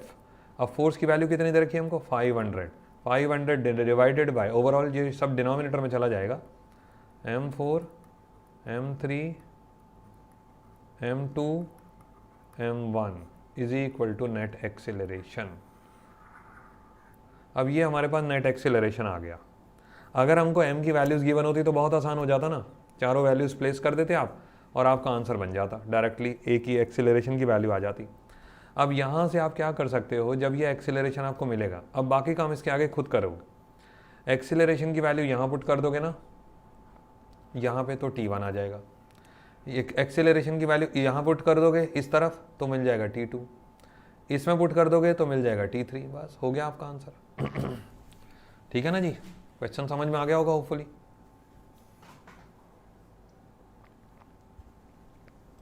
देखिए प्रोसीजर तो यही है, अगर समझ जाते हैं तो बहुत अच्छा, प्रोसीजर तो यही है इस टाइप के क्वेश्चंस का।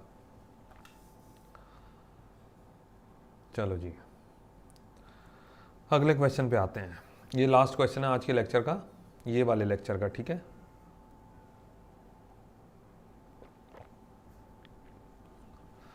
जैसे मैंने अभी आपको बताया था थोड़ी देर पहले कि इस टाइप के क्वेश्चन ना पुली के ऊपर बहुत सारे क्वेश्चन बनते हैं। अभी तो डबल मासेस, ट्रिपल मासेस, बहुत सारे केसेस बनेंगे, लेकिन अभी कुछ बेसिक क्वेश्चंस लिए हैं जिससे आपको थोड़ा सा आइडिया मिल जाए।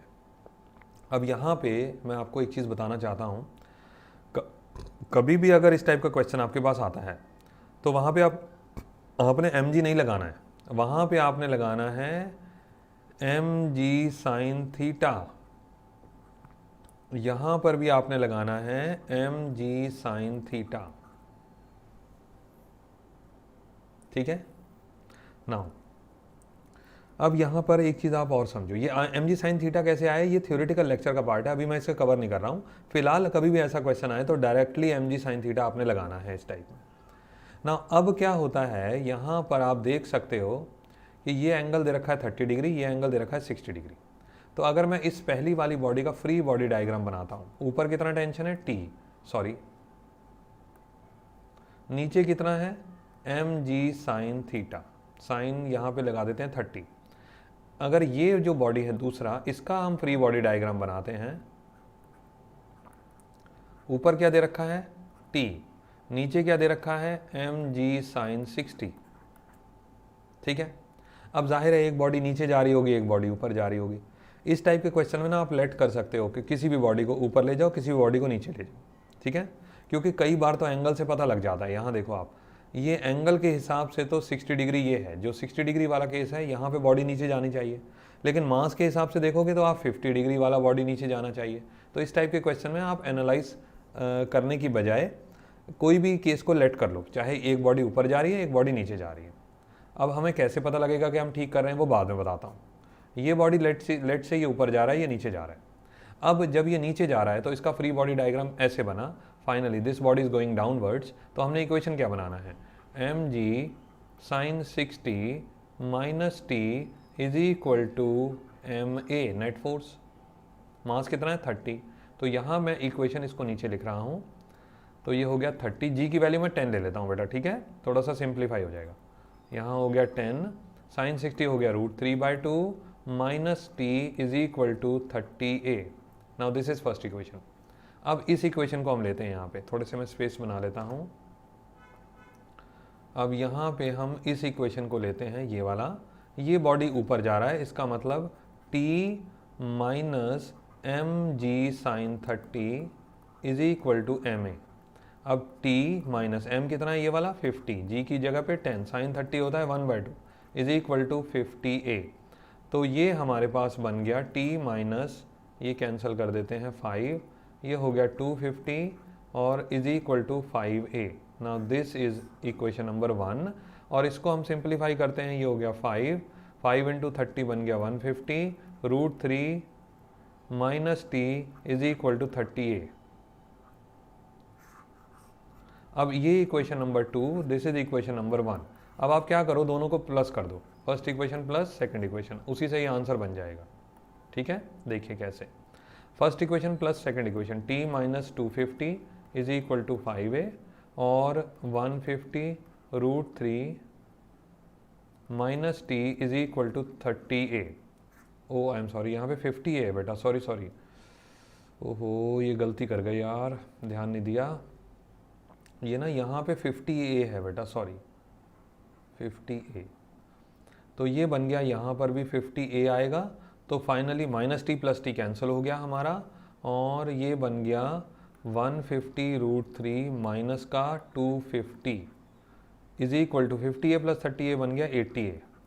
अब इसको और सिंप्लीफाई थोड़ा सा कर लेते हैं, कैसे देखिए, 150 √3 की वैल्यू कितनी हो जाएगी, देखो जी 150 इंटू 1.73, ठीक है ना। कैलकुलेशन इसकी कर सकते हो वैसे तो, ये हो जाएगा हमारा 15 × 45, 4 15 7 75, 105, 105 और 4 109 और 15 और 10 25, और ये हो गया 0, 2 डेसिमल के बाद ये आ जाएगा जी 259.5। तो आंसर बना है हमारा 259.5 माइनस का 250 इज इक्वल टू 80a। तो ये बन गया हमारे पास 9.5 equal to 80a, and a का वैल्यू हमारे को मिलता है 9.5 divided by 80, metre per second square. ये हमारे पास ए एक्सेलरेशन हमको मिल जाता है। ठीक है जी, यहाँ तक आपको उम्मीद है समझ आया होगा। ये तो बन गया ए एक्सेलरेशन, ठीक है ना, एक्सेलरेशन का वैल्यू। क्वेश्चन में हमको क्या चाहिए था, क्वेश्चन में चाहिए था determine T and acceleration. Okay, अब टी कैलकुलेट करने के लिए आप क्या कर सकते हो, किसी भी इक्वेशन में पुट कर दो। लो जी, फर्स्ट इक्वेशन में ही पुट कर देते हैं। फर्स्ट इक्वेशन है टी माइनस 250 इक्वल टू 50 है। लो जी, इक्वेशन 1 हमारी T minus 250 is equal to 50 a. तो t is equal to 50, a की जगह पे हमने लिख दिया 9.5/80 प्लस का 250। तो फाइनली t की वैल्यू हमारी बन जाएगी, इसको आप कैलकुलेट कर सकते हो। ठीक है ना, डेसिमल हटा के 0 लगा दिया, कैंसिल हो गया। 5 इंटू 95 आप कर लो, 5 से कैंसिल कर देते हैं इसको। 5 1 हो गया 30 और 5 16 हो गया जी। अच्छा, एक चीज़ और कर लेते हैं, ये लगभग राउंड फिगर ले लेते हैं। 16 इंटू 6 96 होता है। ठीक है ना, तो लगभग ये 5.9 आ जाएगा। इसको मैं 5.9 लिख देता हूँ। तो ये बन गया 5.9 प्लस 250, फाइनली इट बिकम्स 255.9। अब ये आ गई हमारी टेंशन। अब आप देखो यहाँ पर एक्सेलरेशन पॉजिटिव आ रहा है ना, टेंशन भी हमारी पॉजिटिव आ रही है। टेंशन अगर नेगेटिव आ रहा होता ना तो फिर जो हमने लेट किया था उसका अपोजिट होता। मींस हमने यहाँ पे लेट किया था कि ये जो 50 वाला बॉडी है, यहाँ पे आप देखो हमने लेट किया था कि ये बॉडी ऊपर जा रहा है, ये नीचे जा रहा है। ठीक है ना, अब अगर हमारा टेंशन अपोजिट आ रहा होता, माइनस में आ रहा होता ना, तो हम उल्टा फिर लिख देते लास्ट में। कैलकुलेशन रीकैलकुलेशन करने की जरूरत नहीं है दोबारा से, लेकिन फाइनली लिख देना चाहिए था लास्ट में कि हाँ भाई 30 kg वाला बॉडी ऊपर जाएगा। लेकिन क्योंकि टेंशन पॉजिटिव आ रहा है, इसका मतलब जो हमने लेट किया था वो ठीक है सिस्टम। ठीक है ना, होपफुली क्लास भी आपको ठीक ठाक समझ में आ गई होगी। और लाइक ज़रूर करना है बेटा, फिर से मैं रिक्वेस्ट कर रहा हूँ। और दूसरी बात, अपने साथियों के साथ चैनल को शेयर ज़रूर करिए। Thanks for joining the class, best wishes for exams. Next class में मिलेंगे बेटा, थैंक यू।